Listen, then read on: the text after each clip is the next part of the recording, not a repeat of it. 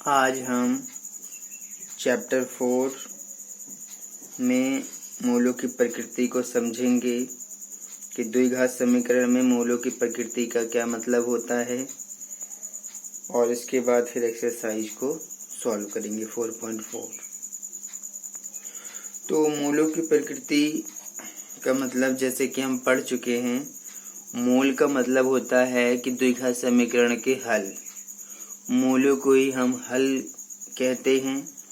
तो यहाँ पर मूलों की प्रकृति को समझने का मतलब ये है कि कोई भी द्विघात समीकरण अगर है तो हमारे पास कुछ शर्तें हैं, यहाँ पर 2-3 शर्तें हैं जिसके आधार पर हम ये पता लगा सकते हैं कि उस द्विघात समीकरण के हल है या नहीं है, मतलब उसका मूल ज्ञात किया जा सकता है या नहीं किया जा सकता है। तो इसके लिए मैं आपको बता दूं, यहाँ पर हमारे पास एक कंडीशन में जो हम प्रयोग करेंगे वो है b² - 4ac। तो यहाँ पर b² - 4ac इसको हम बोलते हैं विविक्त कर, विविक्त कर बोला जाता है, और इंग्लिश में इसको डिस्क्रिमिनेंट कहा जाता है। तो इसी b² - 4ac का प्रयोग करके हम इसकी जांच करेंगे या पता लगाएंगे कि किसी द्विघात समीकरण का मूल का अस्तित्व है, मतलब उसको ज्ञात कर सकते हैं या नहीं कर सकते हैं। तो यहाँ पर हमारी पहली कंडीशन बनती है, यहाँ पर मैं 3 कंडीशन के ऊपर 3 स्थितियों के ऊपर चर्चा करूँगा। तो पहली स्थिति आती है कि मान लीजिए यदि हम b² - 4ac के अंदर b, a, c तीनों का मान रखें किसी भी द्विघात समीकरण से, और मान रखने के बाद जब इसको हल किया जाए तो उसका मान जो है 0 से बड़ा आ जाए, 0 से बड़ा आ जाए।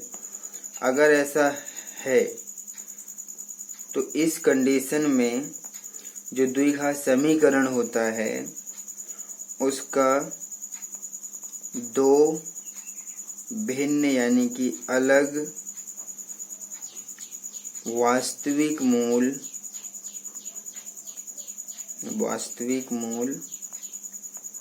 होता है।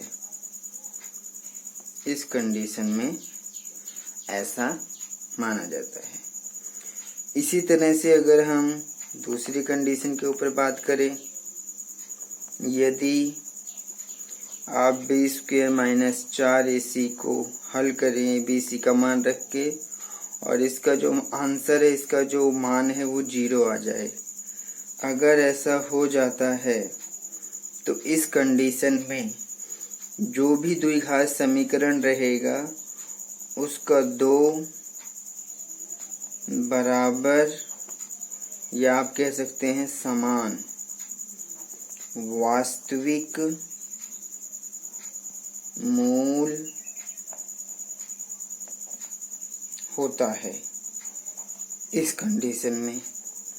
इसी तरह से यहाँ जो तीसरी कंडीशन बनती है, तीसरी कंडीशन इस प्रकार से बनती है कि यदि b² - 4ac का मान निकाला जाए, यदि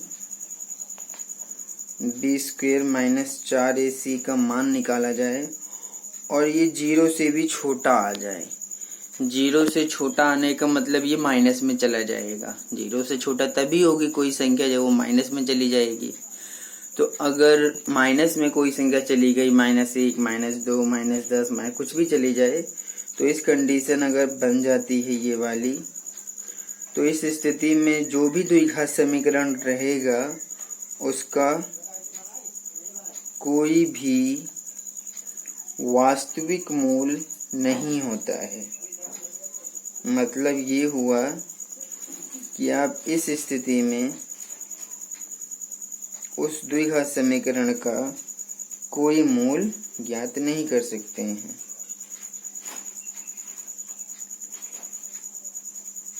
और उस समीकरण का कोई अस्तित्व भी नहीं रहेगा, तो हम मूल भी ज्ञात नहीं करेंगे। तो यही हमारे पास 3 शर्तें हैं जो हमें इस एक्सरसाइज 4 में पढ़ना था, समझना था। मैंने इसके ऊपर बात कर लिया है। अब हम सीधा एक्सरसाइज को देखते हैं। और मैं एक चीज़ और बताना चाहता हूँ कि यहाँ पर ये जो अभी हमने कहा कि जो b² - 4ac होता है, इसको विविक्त कर बोलते हैं, इंग्लिश में इसको डिस्क्रिमिनेंट बोला जाता है। तो इसको दर्शाने के लिए डिस्क्रिमिनेंट का डी प्रयोग किया जाता है, जो कि कैपिटल में होता है। तो इसलिए हम इसको डी से दर्शाएंगे कि डी बराबर किसके होता है, b² - 4ac के। तो हम जब सवाल को हल करेंगे तो इस तरह से लिखेंगे d बराबर b² - 4ac। उसके बाद फिर सवाल को हल किया जाएगा। तो आइए अब हम एक्सरसाइज के ऊपर बात करते हैं। एक्सरसाइज 4.4 क्वेश्चन नंबर 1 देखते हैं। क्वेश्चन को पढ़ते हैं, क्या करना है। क्वेश्चन में कहा गया है कि निम्न द्विघात समीकरणों के मूलों की प्रकृति ज्ञात कीजिए। यदि मूलों का अस्तित्व हो तो उन्हें ज्ञात कीजिए। तो यहाँ पर हम क्या करेंगे, जो भी द्विघात समीकरण यहाँ पर हमें दिया हुआ है, पहले तो जांच करेंगे कि उस द्विघात समीकरण के मूलों की प्रकृति क्या है, मतलब कि किस प्रकार के हल हैं या नहीं हैं, और अगर हैं तो कैसे हैं, बराबर मूल हैं या भिन्न मूल हैं या कोई मूल नहीं है, इसका पता लगाएंगे। अगर अस्तित्व है तो फिर उसे ज्ञात करेंगे। तो इसका पहला सवाल लेते हैं। पहला सवाल हमें क्या दिया हुआ है, पहले सवाल में दिया है 2x² - 3x + 5 बराबर 0। अगर आप इसको तुलना करें, किससे तुलना करें, ax² + bx + c बराबर 0 से तुलना करें। तो अगर आप ऐसा करते हैं तो यहाँ पर आपको मिलेगा x² के साथ में a का मान अगर हम निकालना चाहते हैं तो यहाँ पर कितना आ जाएगा, 2 आ जाएगा। b यहाँ पर x के साथ में है तो यहाँ पर x के साथ में -3 है, और फिर c यहाँ पर अकेला है तो यहाँ पर अकेला क्या है, 5 है। तो इस प्रकार से आप निकाल सकते हैं। अब अगर हम इसकी जांच करें, किससे, कि मूलों की प्रकृति क्या है, तो हमारे पास d होता है। d बराबर किसके है, b² - 4ac के। तो b का मान यहाँ पर रख रहे हैं -3 का स्क्वायर, फिर -4 गुणा a का मान 2 और c का मान 5। तो -3 का जब स्क्वायर करेंगे तो माइनस माइनस प्लस यानी कि 9 आ जाएगा। फिर 4 दूनी 8, 8 पंचे 40। अगर हम 40 में से 9 घटा दें तो 31 आएगा, जिसमें कि माइनस का ज़्यादा है तो माइनस का निशान भी आ जाएगा। तो यहाँ पर आप देखेंगे कि जहाँ पर जो हमारा विभक्ति कर था यानी कि b² - 4a थे, ये माइनस में आ गया है, यानी कि -31 आ गया है, ये जो कि 0 से भी छोटा है। तो हमने पढ़ा था कि अगर b² - 4ac का मान 0 से छोटा आ जाएगा तो कोई भी वास्तविक मूल नहीं रहे होता है। तो यहाँ पर हम लिख देंगे, अतः दिए गए द्विघात समीकरण कौन सा, 2x² - 3x + 5 बराबर 0 का कोई वास्तविक मूल नहीं है, मतलब इसका कोई अस्तित्व भी नहीं है और ना ही इसका कोई वास्तविक मूल है जिसको हम ज्ञात करेंगे। अब इसी तरह से अब हम सेकंड पॉइंट के ऊपर बात करते हैं। सेकंड पॉइंट हमें दिया हुआ है 3x⁻² - 4√3x और फिर प्लस का 4 बराबर 0। अब अगर हम इस द्विघात समीकरण की तुलना करें द्विघात समीकरण के व्यापक रूप या मानक रूप से, तो यहाँ पर आपको मिलेगा ए यहाँ पर एक्स स्क्वायर के साथ में 3 है, बी एक्स के साथ में, अगर हम बी का मान निकालना चाहते हैं तो एक्स के साथ में 4√3 है, और सी अकेला होता है, यहाँ पर अकेला 4 है। तो अब अगर हम विविक्ति करें यानी कि बी स्क्वायर माइनस 4ac में मान रख दें तो देखते हैं हमें क्या मिलता है। तो d बराबर बी स्क्वायर माइनस 4ac, तो b का मान तो यहाँ पर 4√3 है, इसको स्क्वायर भी करना है, फिर -4 गुणा a का मान 3 है और यहाँ पर c का मान 4 है। तो जब हम -4√3 का स्क्वायर करेंगे तो मैं स्क्वायर करके दिखा देता हूँ कि कैसे किया जाएगा। हम यहाँ पर -4√3 का जब स्क्वायर करेंगे इस प्रकार से, तो -4√3 गुणा -4 और फिर रूट में 3, तो माइनस से माइनस प्लस हो जाएगा, 4 चौक 16 और 3 तियाँ 9 और फिर 16, इनके बीच में भी गुणा का निशान रहता है, 9 का 3 बाहर, तो 16 तियाँ 48 आ जाएगा। तो इस प्रकार से आपने देखा कि इसका जब स्क्वायर करेंगे तो 48 आएगा, फिर -4 तियाँ 12 चौक 48। अब अगर 48 से 48 घटा देते हैं तो ये 0 आ जाएगा। तो आपने यहाँ देखा कि जो बी स्क्वायर माइनस 4ac था जो विविक्ति करता उसका मान 0 आ गया है। तो 0 की स्थिति में हमने क्या पढ़ा था? हमने पढ़ा था 0 की स्थिति में अगर 0 आता है तो 2 बराबर वास्तविक मूल होते हैं। तो अगर 2 बराबर वास्तविक मूल हैं तो फिर हमें उसको ज्ञात करना पड़ेगा। तो यहाँ पर लिख देंगे, अतः दिए गए द्विघात समीकरण, कौन सा समीकरण? 3x² माइनस 4√3x प्लस 4 बराबर 0 के 2 बराबर वास्तविक मूल हैं। इस प्रकार से हमने लिख दिया। अब वो कौन से 2 बराबर वास्तविक मूल है उन्हें ज्ञात करते हैं। तो इसके लिए हम द्विघाती सूत्र का प्रयोग करेंगे। तो द्विघाती सूत्र किसके बराबर होता है? x बराबर -b plus minus b square minus 4ac बटे में 2a, इसके बराबर होता है हमारा द्विघाती सूत्र। तो आप इसी सूत्र को ऐसे भी लिख सकते हैं, -b प्लस माइनस, और ये पूरा हमने बताया है कि ये d होता है, इसके लिए इसकी जगह पर आप d लिख सकते हैं और नीचे 2a। तो जो ऊपर वाला फॉर्मूला था इस रूप में था, अब वो इस रूप में आ जाएगा क्योंकि हमने बी स्क्वायर माइनस 4ac की जगह पर क्या लिख दिया? d लिख दिया है। तो जब इसको सॉल्व करेंगे तो x बराबर आ जाएगा माइनस, और b का मान यहाँ पर रहेगा माइनस का 4√3, फिर प्लस माइनस और यहाँ पर 0, और ये 2 गुणा a का मान 3 है, तो x बराबर माइनस से माइनस कट जाएगा, तो 4√3 प्लस माइनस ये 0 रहेगा, इसका वर्गमूल, ये 6 आ गया। अब आप इसको एक बार प्लस में लिख सकते हैं, एक बार माइनस में लिख सकते हैं। तो जब आप ऐसा करेंगे तो आपको x बराबर 4√3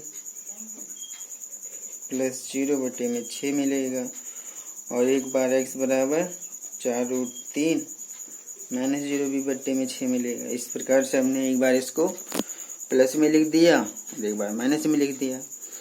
अब यहाँ पर भी 0 का कोई मतलब नहीं है, 4√3 बटे में 6 आएगा, यहाँ पर भी 0 का कोई मतलब नहीं है, तो ये ऐसे लिखा जाएगा, x बराबर 4√3 बटे में 6 और फिर x बराबर 4√3 बटे में 6, काट देंगे, 2 दूनी 4, 2 तियाँ 6, 2 दूनी 4, 2 तियाँ 6, तो x का मान आएगा 2√3 बटे में 3, और यहाँ पर भी x का मान आएगा 2√3 बटे में 3। आप देख सकते हैं यहाँ पर ये दोनों ही बराबर हैं। इस प्रकार से इसके 2 बराबर वास्तविक मूल ज्ञात हो चुके हैं। इसी प्रकार से हम थर्ड पॉइंट के ऊपर बात कर लेते हैं।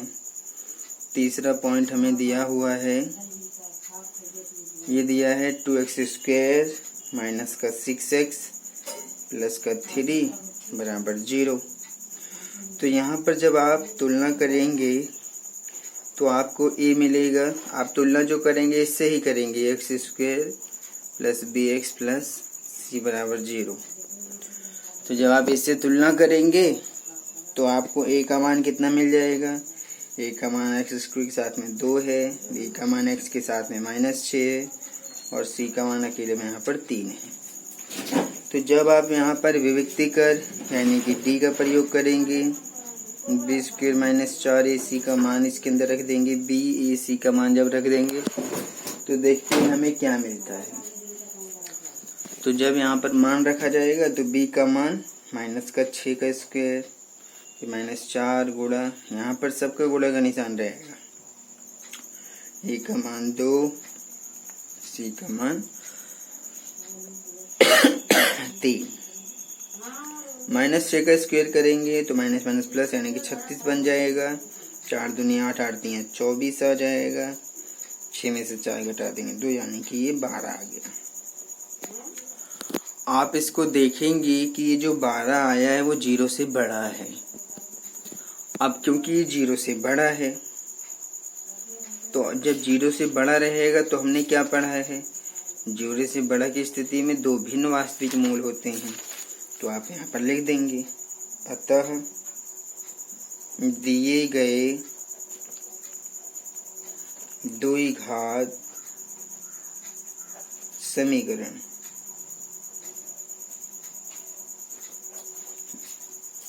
To x square minus 6x plus 3 बराबर 0 के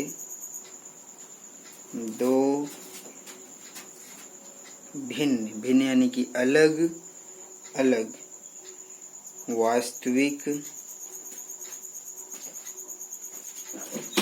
मूल हैं। अब अगर दो भिन्न वास्तविक मूल है तो उन्हें ज्ञात करते हैं। तो ज्ञात करने के लिए हम द्विघातीय सूत्र का ही प्रयोग करेंगे, जो कि x बराबर -b प्लस माइनस, और यहाँ मैं डायरेक्ट d लिख रहा हूँ, इससे कोई फर्क नहीं पड़ता है। बार बार इसको हमें बड़ा सूत्र लिखने की ज़रूरत नहीं है, आप इसको शॉर्टकट में भी ऐसे लिख सकते हैं। तो अब निकलेगा x बराबर माइनस और b का मान यहाँ रखा जाएगा माइनस का 6 प्लस माइनस d यहाँ पर रखा जाएगा 12 और बटे में 2। तो x बराबर माइनस माइनस प्लस हो जाएगा यानी कि 6 प्लस माइनस, और 12 का अगर गुणनखंड कर दिया जाए 2 गुणा 2 दूनी 4 3 12 हो जाएगा और नीचे रहेगा। अच्छा, यहाँ पर हमारा a का भी मान रखना था, a का मान रखेंगे कितना, 2 रख देंगे तो ये 4 बन जाएगा।